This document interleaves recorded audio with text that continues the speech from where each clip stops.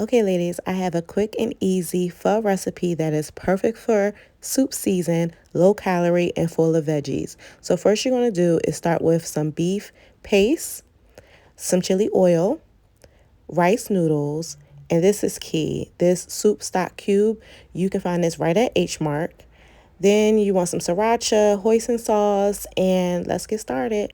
So in a pot, add about 1 to 2 cups of water with 1 cube of your stock, some kale, and then about half a teaspoon of the flavored paste and some fish sauce. Let that simmer, and in a separate pot, you're going to add your rice noodles.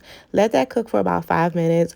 Rinse with cold water, keep them firm, and then you want to slice up all your veggies, white onions, green onions, jalapenos, basil, bean sprouts. Go ahead and assemble your bowl and add your broth, chili, oil, sriracha, and about a half a teaspoon of hoisin sauce. When I tell you this is so flavorful, you can add any type of veggies or protein that you want.